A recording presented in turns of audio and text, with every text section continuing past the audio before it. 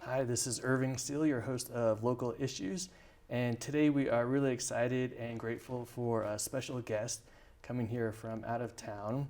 It is an international model, Jennifer Leo. Welcome to the show. How are you? Thank you. I am doing well. How are you doing? Doing great. I mean, it's not every day that we get to have a model on our show here, so one of the most burning questions is really, you think about it, obviously you're stunning, you're beautiful, you have all these great qualities to you, but how does one just kind of become a model? It's not overnight that this happens, right?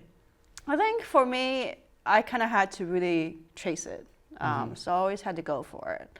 So I was first scouted when I was in China, when I was interning actually, when we met. So I did my first shoot in China. And then, but since I didn't live there, I didn't really, and the agency wasn't super big. So I kind of had a great experience with the shoot, and I really enjoyed my test shoot, but I didn't really start building my portfolio and building my career until I came back to the US the following, after summer.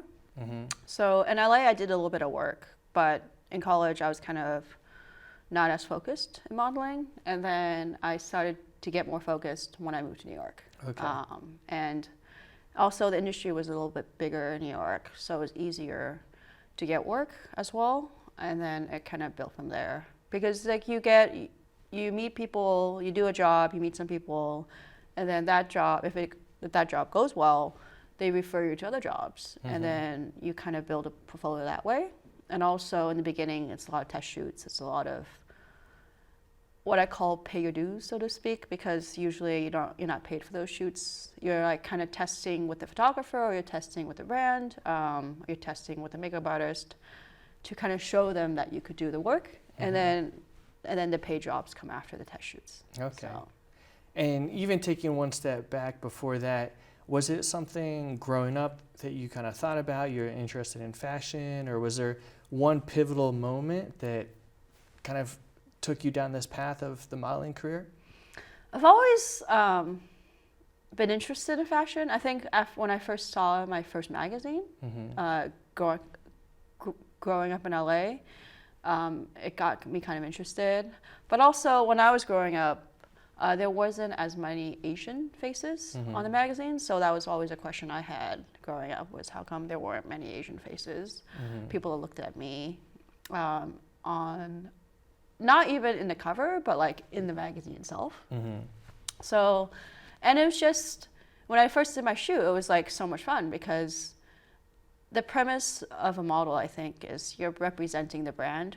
You represent what the brand is. So you're the brand. Yeah, you're the character of that brand. If the brand was a person, this is who you would be.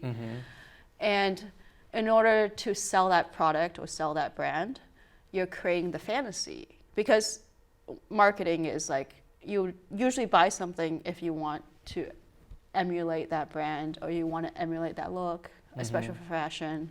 So you get to really become that brand, the essence of the brand, and you get to create a fantasy land. And it's so much fun to be on set and to shoot. And there's always so many different things you could do. There's always like a different look, like a different team you get to work with. So it's a really great creative outlet, and I really enjoy it. That's cool. And we have one of your shots up here where it just definitely blows your mind that it's so creative, it's so different. It's a look that I don't think I've ever seen anywhere else. Do you want to talk a little bit about what we have on the screen here? So I worked with her. She moved back to China during COVID, but when she was here in New York, I worked with her, and she was a really great photographer. I really enjoyed working with her. Her name was Luna, and she had a concept based on the clothing of the shoot. So this was a test shoot that we did with her, and it was just such a fun shoot. She really knows lighting. So there's a few other shoots I did with her as well, and this was just a really fun, I think the purpose of this shoot was like more like an ethereal look. It was like you have the butterflies, and you're kind of like flying and floating in space. So that was a really fun shoot, and the makeup obviously matched the shoot as well. So how did it work with the butterflies? I don't remember how the makeup artist attached it, but I think they used like a type of like glue that you could put on your face, on your skin, and then they attached it on my face. And obviously the lighting played a part of it. It made it more dramatic. Yeah, I'm sure. And then you have post-production, so they edit it, and then it becomes more dramatic. They further fine-tune it. So usually, so the end result was that. Cool.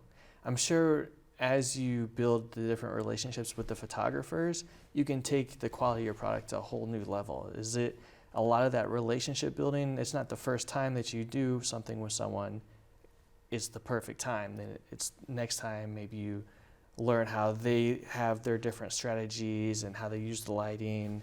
You want to talk a little bit about that relationship? So actually, I've learned a lot from all the photographers I work with, because every photographer has their own style of shooting, and you learn from them. And also they have their own eyes, so like they see things differently. So you learn things from the photographers. You also learn things from like the art directors, the creative directors, the makeup artists, like the stylists. Like everyone in the team has a particular purpose in the shoot, and they're all very, very good experts in their roles. So I really enjoy working with them because you kind of learn from everyone, and it's really a group effort to get the images you need or you want, or the images the client is looking for. Yeah, we think about that it's maybe just one person out there and then another person taking photos, but it's a whole team of people a whole team, yeah. To really make it possible to have the outcome that you want from these shoots. Yeah, and it's usually the bigger the production, the larger the team, because usually, especially for commercial work, since it requires a much higher definition, and also there's like different formats they need, it usually requires a larger team as well. And I think it's interesting how you talked a little bit about how when you were maybe growing up, you didn't necessarily see people who represented how you looked exactly, maybe in some of the fashion magazines or different things, that it kind of feels like a larger mission or a larger calling of why you're modeling is maybe showing people who are younger than you that there is a spot for people who look like you, or there are opportunities for different looking people to be in these different careers. What do you think about that? Is it something that you think about, that motivates you? What do you feel? I definitely want to, like, if I make a difference, that would be really great. But also I think the industry is changing. Like there's a lot more Asian models. There's a lot more Asian supermodels. And also you see a lot more Asian representation, not just in fashion, but like throughout all of Hollywood. So that's really great, and that has helped me too, because I've noticed now in castings, they usually have a requirement, especially for commercial work. They usually they need like one Asian, one African, and one Latino, and so on and so forth. So I think that has helped my career, to be honest. And also I think it's just the beginning, because I think as the industry continues to change, there's going to be a bigger need for various looks. And also, I think modeling, how you become successful in modeling is you kind of find your niche. Like you find where what you offer is what the people want. Because it's really hard to convince somebody that you're the right fit, but it's easier to have someone look at you and be like, oh, you're the right fit. And eventually, some models, I actually have a really good friend, if one influential person is convinced, and that person is influential enough in the industry, then everyone else gets convinced. So you kind of get like this stamp of approval, and then you get more jobs. So that happens too. But I think the first thing is to find kind of like where you fit in, and then grow from there. And then they kind of like expand from there. Okay. And then for you too, it's even more than just the looks and these different things, that you've spent time internationally in many different countries, you speak different languages. How important is that kind of makes you even that much more unique in this environment? I think it's helped. So before I was a full-time model, I was kind of modeling part-time. I was working in finance. So from my experience in finance, one, I kind of knew how to conduct myself, and also all the back office work that comes with being a freelance model. But also, I had the funds So if I needed to go somewhere for casting, or if I needed to fly somewhere or go somewhere, I was able to do it. And that has helped a lot. Because also there's a lot of last minute castings and a lot of last minute things that come up, and you kind of have to just run with it if you're able to. So that has really helped. And also, I think with like modeling, you kind of just have to like keep trying and see what happens. Yeah. And it seems like you've been extremely successful. You just came back, I think, from Prague not too long ago, and you had modeling in other countries as well. Is there a spot that you kind of have enjoyed the most for outside of America for shooting? I've really enjoyed, like, even in the US, it's been really fun to work. I think last year was my first time doing Paris Fashion Week, and that was really fun. That was really an amazing experience. And then after, I was in Prague last October, so before I went back for Paris ready to wear, like women's ready to wear, I was in Prague, and I shot in Prague for a photographer I worked with before. And then I went to Paris Fashion Week. So that was like really my first time doing Paris Fashion Week, and that was so much fun. I'm sure it was amazing. Because also, like, it's always fun to be in a new country and experience new things. And it's different to be in a country when you have a purpose and you have a job, rather than to be a tourist. Like, I saw Paris in a new light because I was there for work rather than just to be a tourist. Yeah. So I really enjoyed that as well. Yeah. You can see a country a whole new lens if you're actually there working and doing projects there. And one of the things that a lot of our viewers are kind of interested in is, of course, maybe you're on the streets and people recognize you, different things, but how does the modeling career kind of impact you and your personal life, let's say for relationships and things like that? Is it harder because you need to travel? You want to talk a little bit about that? I think it's made me more cognizant of how I present myself. Because in finance, like, your appearance mattered. You had to be like neat and polished.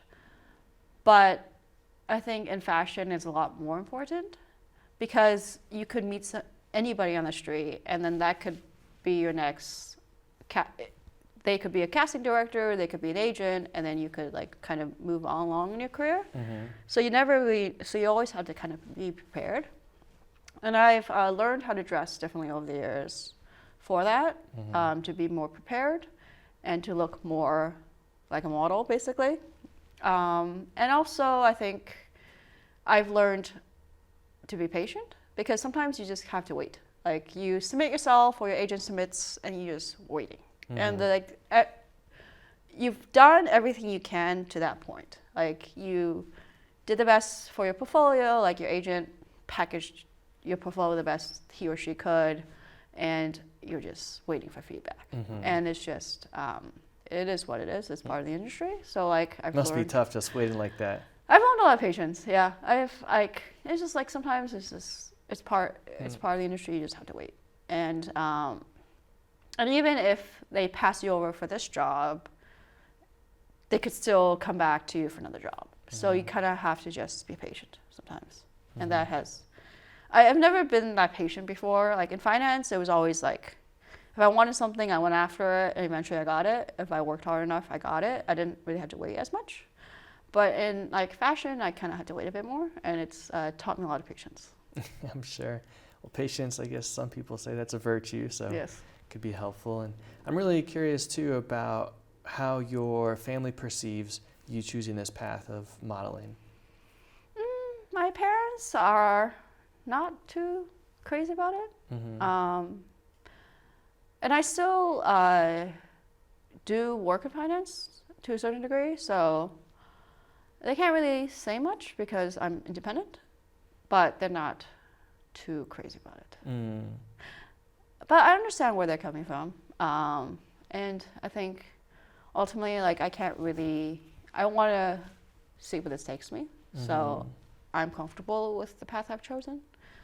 And I think we're just going to live with it. I think we're both going to live with it. And we'll see what the future holds. And to see where it's taking you. I mean, already where it has taken you all around the world, shoots in Asia and Europe and America. I mean, already in a short amount of time, I feel like you've made a lot of progress. I think you worked with Vogue as well. Yeah, so I did a shoot last year, and I actually didn't know it was going to end up in Vogue China, but it ended up as an article on Vogue China, and that was a really great team that I worked with. I really enjoyed working with them, and it was a great shoot. It was like it was a surprising shoot, and then I've also done some fashion week shows that have ended up on Vogue Runway as well, and that's always fun to see as well. So yeah, it's been fun. I think I look at modeling as like I'm always a work in progress. I'm always like constantly evolving and changing, and there's always more ways I could be like a better model, and I'm always looking to learn. So because at the end of the day, it's like the industry changes so fast that you kind of have to keep on changing as well. Have there ever been times where you go to a shoot and they have different clothes or different fashion that they want you to wear that you don't like that and you don't want to wear that? I've always appreciated every brand I work with. Not all of them are something I would wear, but I'm not also the target market for everyone. So I think there's a difference between like respecting and appreciating the brand and like loving the brand. So I've appreciated and I've liked and like I've appreciated and respected all the designers and brands I've worked with. And it's been a really great experience working with so many different types of brands.